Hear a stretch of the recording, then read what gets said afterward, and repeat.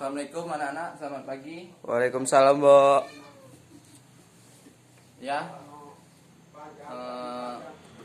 gimana kabarnya? Sehat.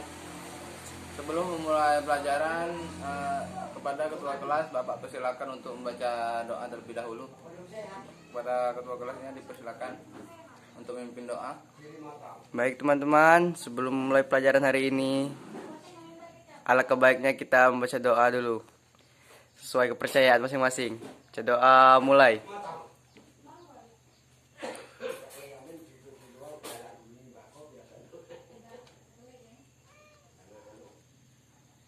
Doa selesai.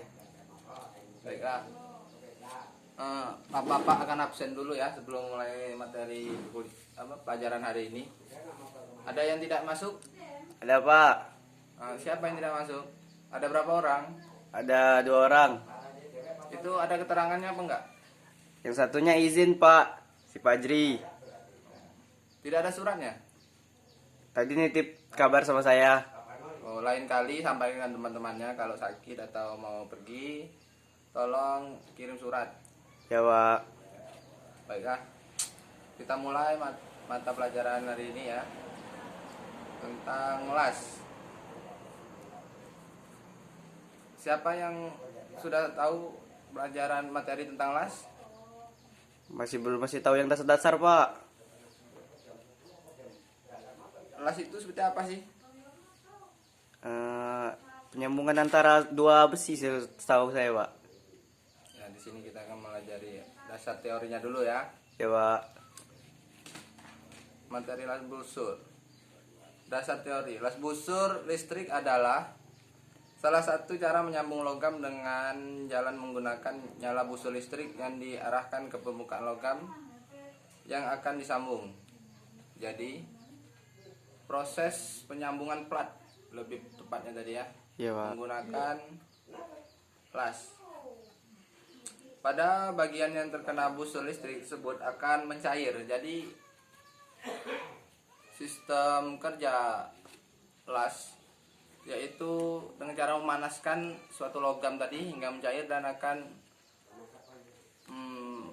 menyambung bagian plat yang ingin kita sambung tadi. Mesin las busur listrik dapat mengalirkan arus listrik cukup besar, tetapi dengan tegangan yang aman. Nah, jadi di sini jika menggunakan mesin las busur listrik, di sana ada bermacam elektroda yang besarnya berbeda dan juga tegangan yang dipakai juga pastinya akan berbeda dengan setiap elektroda yang dipakai. Jadi sesuaikan material logam yang ingin kalian las dengan elektroda yang kalian pakai. Jika logam yang ingin kalian las tebal atau besar, gunakan elektroda yang besar juga dan api yang besar.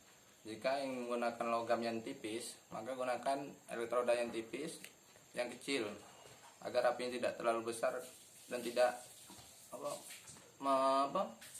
agar hasil las kalian tidak cacat nantinya. Baiklah. Ada 3 jenis elektroda logam, yaitu elektroda polos, elektroda flux, dan elektroda berlapis tebal.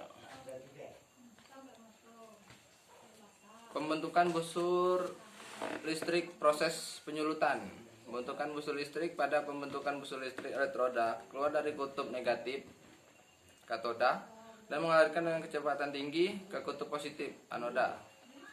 Dari positif mengalir partikel positif ke kutub negatif.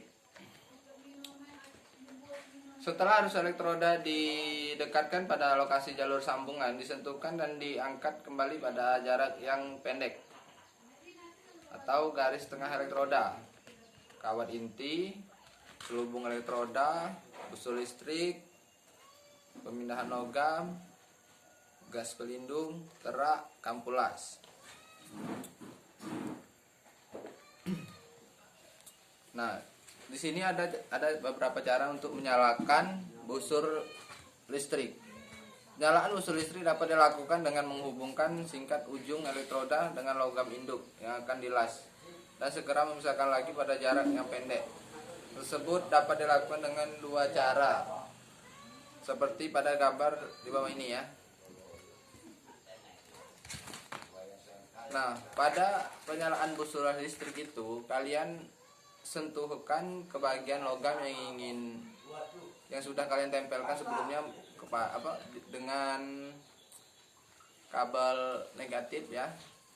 Nah, jadi nanti kalian sentuhkan dulu ke logamnya untuk menghasilkan api. Dan jika sudah kira-kira sudah menyambung, kalian jauhkan sedikit, jangan terlalu jauh sehingga biar apinya tetap normal. Cara memadamkan busur listrik. Cara pemadam busur listrik mempunyai pengaruh terhadap suatu penyambung maniklas. Untuk mendapatkan sambungan maniklas yang baik, sebelum elektroda dijauhkan dari logam induk sebaiknya panjang.